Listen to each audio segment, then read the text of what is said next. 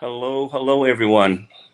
This is Philip Smith, Soboyede, and I am coming live to our from our second episode of the Philip Soboyede podcast. Hopefully everybody's doing everything very well today and is doing good. If you're looking at me for the first time, you're probably saying, "Where in the heck are you at, Philip? You look crazy." I'm actually in the hospital, and I had a big decision today: either do the podcast or cancel it. Last week I canceled it, and I felt really bad. So I said, no matter what, I'm going to have the podcast done tonight.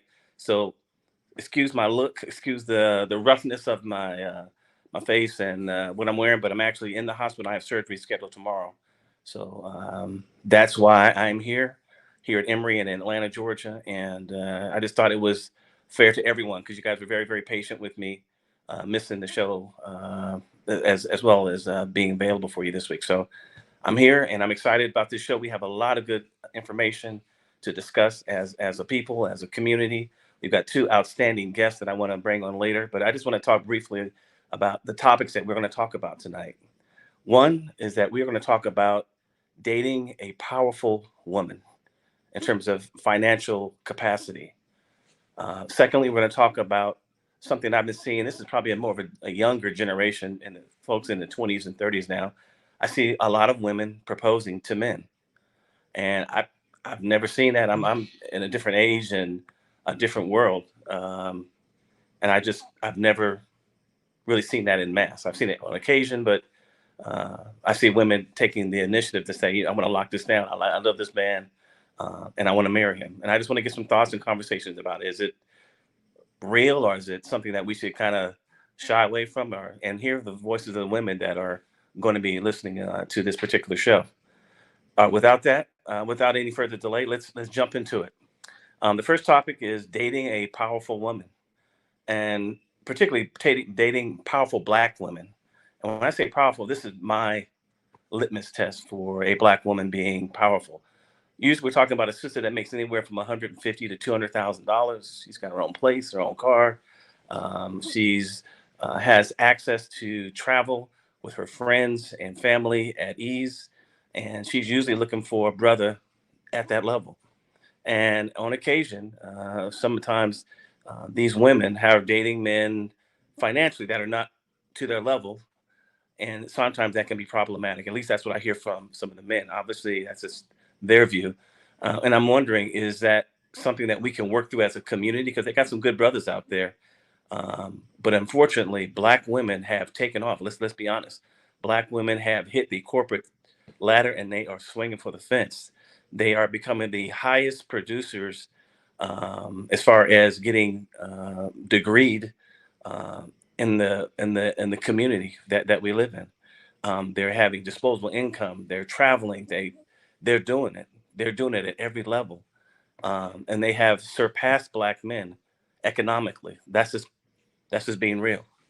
And I think Black men, oftentimes when we go into relationships, we're used to being dominant, and it's often, let's be honest, it's hard to be in a dominant role or even equal footing with a woman that makes two and three times as much as you make, because she's going to make the call, I would think, for most of the things that you want to do, or if there's some kind of partnering that goes on between the two of us. So that's the first topic we're going to jump into. I have two great, outstanding guests with me tonight. One of younger ilk and one of an older ilk. So we're going to get two perspectives on what they come up against in dating, in the dating scene. So Amsai, can you bring them in?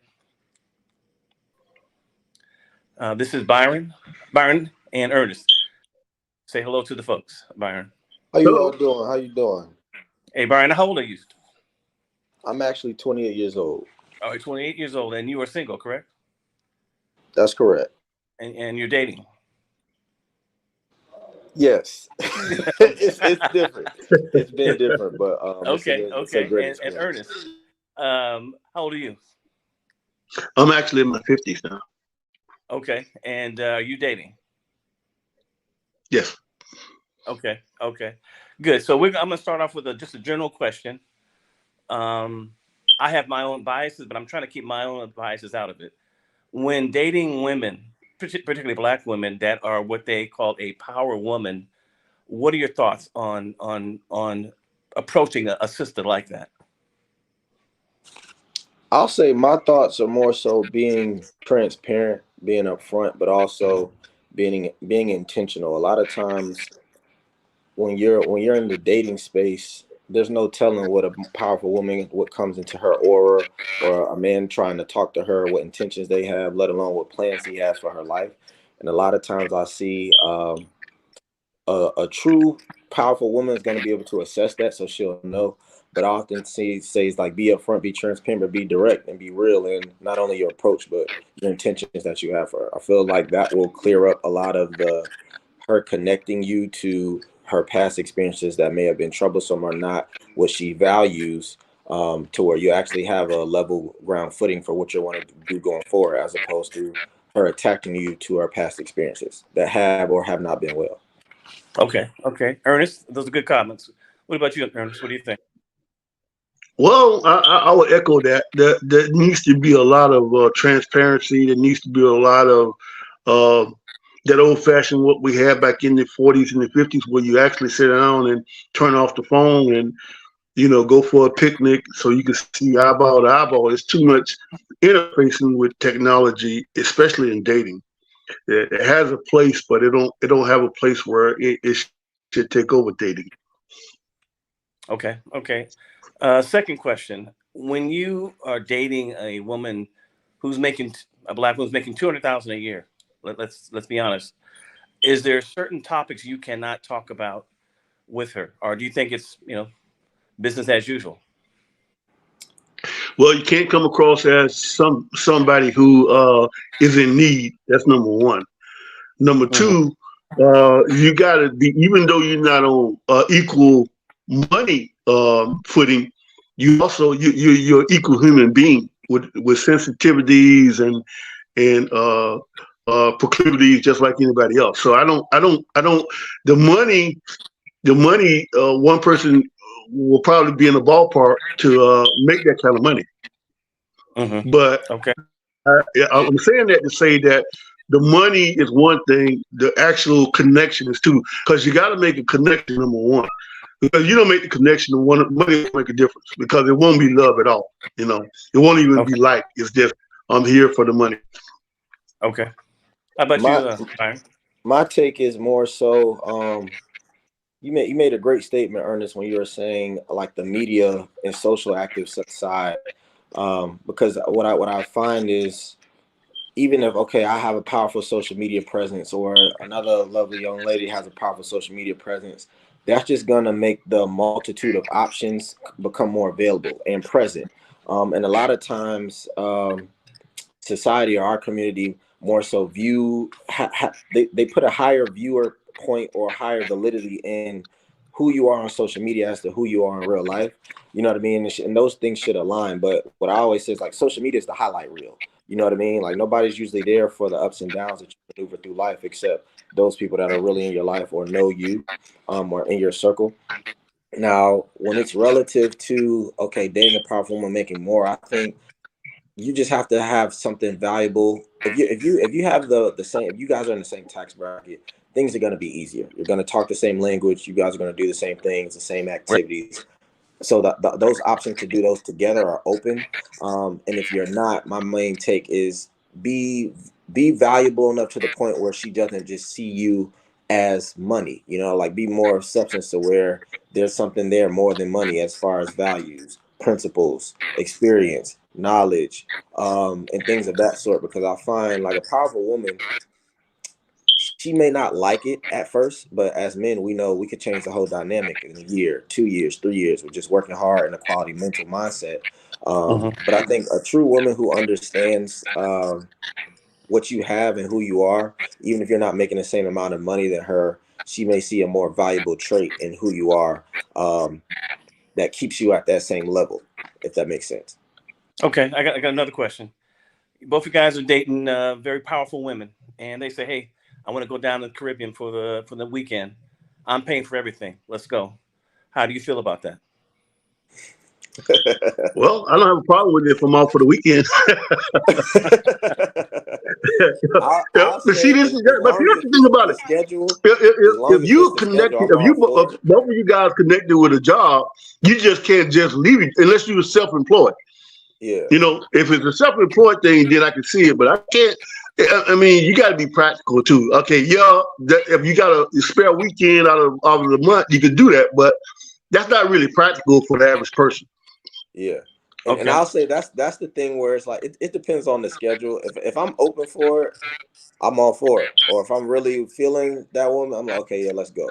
Because there's times where it's like, oh, you want to do that. A lot of times, powerful women, they don't want to do things. I don't want to say locally, but they don't want to do things that's like repetitive. You know what I mean? They want it to be a Right. different experience. I think they're more there for the experience part of it, and they want to experience you in a different light. So if that's, hey, let's go to Tulum, let's go to Cancun, let's go to Right. Turks and Caicos, they're all for it just because it's you in a different space, and it's also that intimate privacy you guys have. But I would usually say I'm all for it. I'm all for it 100%. Okay. Well, As one long of as the things I as long think as it doesn't mess up the big time schedule, we're good. I'll say that, but yeah. I'm usually all for it. So you both would be cool with it. I mean, go ahead, babe. Pay for the tickets, pay for the hotel, pay for everything we're gonna do. Oh, Horseback riding. I don't have a problem It's with cool. that. I don't have a problem with that at I all. I don't, but I know if I'm still going, I'm end up spending some money some way. I can't just it's not in me to just like, okay, you do everything at all. I can't do that. No, I can't do that. You doing everything, I can't allow that. I'm sorry. But if she's taking care of most of it, I'm gonna note that, and then it's more so next time, okay, this one's on me, just off of up front because she didn't have to. You know what I mean? Okay. Yeah, I see what you're saying, but I don't feel like I don't feel like I think you bring enough to the table by being there. Y'all chose each other for a reason, and you can't always look at the money. You gotta look at, okay, if it was reversed, he would be doing the same thing. So that money is really shared. I don't feel any guilt because somebody's taking the full load. I don't because you love her, she love you. If it was reversed, I mean, you would be paying everything. So I don't feel like it's unequal. No, I don't. Yeah. I found in my 64 years that, and I'm in a situation. My wife makes a ton of money, more than I'll ever make. Mm-hmm. But one thing we That's have why for you're each in other, Emory, love right? me, and what's that? That's why you're in Emory, right? Instead of Grady. I know, that's why I'm in Emory. She done beat me down. You can figure that out. I know. Well, folks, I got beat up by my wife. No, I'm just kidding. But Okay. seriously, what I found is that you love each other. And I mean, truly love each other. And I love my wife. She loves me. And we have a philosophy. All the money goes in the pot. We pay the bills. She's very good with money, so she handles everything and has handled everything for the last 20 years. And I'm very cool with that. She's a great mom. She's a better friend. And she's a hell of a professional woman. I mean, she has a very, very lucrative job. But the money's not even a conversation. All we're talking about is where we want to get at together. We want to get to this point in life. Mm-hmm. And I think when the conversations are, it's not me or you, and it's we. When it becomes we, that's the magic. And that's when you know you got somebody that you can ride or die with. They got your back, you got their back. You're not trying to do anything to hurt them. And I think security is very, very important for women. They want to know that they are secure with you. I'm not talking about you going to beat some brother up. They want to know emotionally, are you there for them? Are you going to not cheat on them? Are you going to be there when they need to have their foot rubbed? Are you going to be there when she wants to just talk about her job? She comes home, she got a lot of stuff on her mind. Being there, maybe cooking, having dinner cooked for her, like I've done many, many times for my wife. She comes in the door 8 o'clock at night. She's exhausted, and dinner's made, flowers on the table. Trust me, when I do that, brownie points for weeks. For weeks. So it's the money out there, yes, but for me, and I'm an old school guy. Do the little things in a relationship that's about the relationship. If you're looking for a financial partner, that's a different thing. And I think when you have a financial partner, that's when the problems happen. Marry somebody that loves you and you love them, not somebody that's a glorified CPA counting every penny and dime. So I think that's a good point too. I think that's a good point too, because a lot of women that make that kind of money are constantly busy. They do have 16-hour days. So the only time they really fall in love is probably with somebody at work or somebody they see at church or somebody like that, because they're constantly busy. They're constantly busy. They don't have time to go out there and date. The guy got to come to them instead of the other way around. Yeah. Correct. Correct. No, right, and that's the thing where it's like when you're adding something to a woman, like at the end of the day, both of us are gonna be busy, but it's more so when it's focused on the we and you guys have that plan. You sit down, you talk, you guys know where you go far, where you're trying to go, and where you want to go, and you guys can do that together. That's where the relationship not only gets fun, but it's more so at the same time we're growing together. Like I think a lot of them, like you said, they do want security, they want that reassurance not only from just a money standpoint, like no woman wants just money to be thrown at her. Not saying she won't take it, but in that same instance, it's more so you being present with her on the love side, and then and overall that love dynamic. Like, okay, if this is her love language, I'm focused on those. You know what I mean? It's like it's just those the quality little things, like achieve big things, but don't get so blinded by not doing the little things to the point where you feel like it's not important. You know what I mean? Like I've learned, like no matter what, whether you year one, year three, year five, doing those same things you did year one are going to be important year three, year five, and so on. Correct. Correct. Now, if you were dating in a situation and she said, "Hey, you know what? I love you. You're my man. I want you to. I want you to move in with me in my house, Mm. 8,000 square feet. You come in her house. Would you move in with her, or would you say, no, babe, I can't do that?" Yeah, see, I'm very, very skeptical of that, and I'm gonna tell Yeah, you why. yeah. Because just like she can invite you in, she can turn around and ask you to leave. And what do you have then? So if I'm gonna move in, there's got to be some ground rules. Number one, and there's got to be some type of I hate to say it, there's got to be some type of formal agreement because, you know, you can come home and it could be, you can have a bad day at work after 6 months. Say, look, I just don't want to be around you anymore. Then where you gonna go? You got to have resources too. But when you live in somebody's house and their name is on the mortgage, you know, you gotta go. So I am very skeptical about moving in there. Maybe we get a situation where we get something together. After when we talking marriage, but as far as just moving in, I don't think I go for that. Yeah, I I was don't gonna think I say Okay. go for I that at wouldn't all. go for that either. How about you? Okay. How about you, Byron?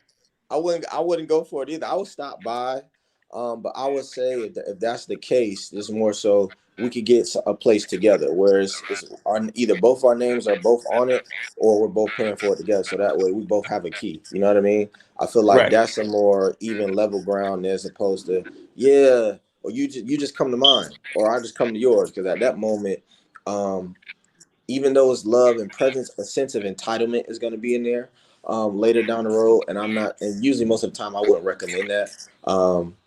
But I'll say as a man, we more so maneuver with principles and stuff. And I can't see us as men say, oh, I'm kicking you out just because of this.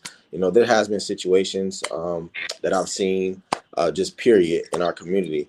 But I wouldn't recommend it on the men's side just because I know that's that's better footing for us as men. But if it was really okay, we really want to do that. That's where we could get a place together, whether it's in a different state or um, a different style of home. I'll say that's a better fit for a couple going forward. Because who's to say we even need to be there all the time? You know what I mean? I think it could be an Right. investment, but at the same time, when we want to enjoy it together, we could go enjoy it together, and we still have our own homes. Okay. I'm gonna ask you two more questions about this, and then we can transition. Um, if you are, well, let me back it up. Is there tension between black men and black women right now, out in the society in terms of dating? Do you feel there's a fight, an internal fight, a spiritual fight that both of us are, I guess, looking at? I solely 100% believe there is. How come? And when I say that, I say that there is more than not. Like there are also great couples that are in love, quality, been together for a long period of time. What I also see is there's that initial I don't want to say baggage that people carry, but there's that initial uneasiness that usually comes up front just because all women or not say all women, I'm gonna be careful what I say that, Lord. But powerful black women or black women, period. When it comes to loving a black man, we're coming from things where it's not easy, not only on our side, but vice versa. And that's a lot of times where the vulnerability and the transparency has to come into play. And when, even though we have that connection to where we can relate, we understand, not only from a culture standpoint, a lot of it, whether I say it's either past trauma from certain experiences for some people, or just not being on the same page mentally, that could really change the dynamics of relationship, whether you want to be with a black man or you not, or don't. But I think it's just being sensible to a degree. There's a lot that I've seen in our community. Sometimes there's women labeled as, oh, you're a pick me, and women like to say, oh, she's just saying all of this even though she doesn't feel like this, to better attract the men listening in. Or there's times to where it's you guys are on the same page, and then someone wants to move, or a job opportunity, and it becomes financial. But I really think it's open communicate. It's open communication, but also knowing, like, if I want to be with you, I want to be with you, not just temporarily, but I want to be with you long term. So that means I'm doing things to not only add you into my plans, but I'm also providing you with options, so that way we can maneuver through life together, if that makes sense. Okay. How about you, Ernest? Is there tension between black men and black women out in the dating? There's not only tension. There's a war going on. There's been a war going on for like as long as I can remember. See, the basic premise is this: are you good enough for me? Okay, and that is a brown bag in itself. Okay, it started right probably in the late '60s when there was a scarcity of men around, and it's gotten worse since, because now they've got this long, exhaustive list on some of the things that they want, or what a female wants, and it's gotten so that it's gotten ridiculous. So now I think reality has set in that, hey, listen, all your, this list that you got, you're gonna be home Saturday nights all by yourself. Okay, so you got to get practical. You got to get practical, and you got to get reasonable. So that's a long. That's a short answer to a long question. Okay. And I can say, go ahead. I was gonna say, I could even go further to say, because Ernest, you make a great point with that. A lot of it is, and I don't want to say just black women are like this, but a lot of women, period. A lot of women want what they identify as the most perfect man to them. I want to be tall. I want to have a lot of money. I want to have a career. I want to love me. I want to be able to protect me. I want to have a house. I want to have multiple cars. It's like they want the height of a man, or the expectation of the man, to be here. But then if we really sit down and have a conversation, it's realistically, look at what you have going on personally, and do you align with that man? And most of the time it's not true, or it's not. You know what I mean? And then that's okay. Women may try to double down on what they identify is or identifies to what attracts men to them, but you're attracting the wrong type of man for you if you say that's the man that you want. But like you said, that reality, I think, is setting in. Like when women are in their 20s to 25, 28, or 30, it's more so, okay, I get whatever man I want if I really want. But then at the same time, you're trying to assess through these options, and you don't know how to assess through the options appropriately. That's a thing. And then if you go on one of the things I do want to say, go ahead, I'm sorry. One of the things I do want to say is, I think the black woman is in more danger because the black man is being picked clean by other races. Hispanic women are very interested in black men. Oriental women are very interested in black men. Indian women. So her choices is dwindling down, because all those other races are very, very interested in and they take you as you are. And I saw it today. I saw a couple of couples today. I'm gonna ask you a question, Ernest. Make sure I understand that. So you're saying black women are not as desirable? Are you saying that? No, as other the races? exact opposite. The exact opposite. What I'm saying is this: I'm saying that they have to realize that their choice of men is dwindling down, because other races like Hispanics, Orientals, Mideastern women, Indian women are more and more interested in that black man. They see them as a good suitor. Just the other day, I was in IHOP and I saw a mixed couple, and I think that she was Indian and he was black, and they had 4 beautiful kids. And they seem to be on the same page. So what I'm saying is, they have to look at the scarcity of what they're seeking. You know, 6 figures, relatively good looking, tall. How, I mean, that's getting to be very, very, very, very rare indeed, you know? Yeah, I have a saying because I have a daughter. She's 24, and I tell her there's one basic rule: if you're asking for a 10, you better be a 10. That's Simple as right. that.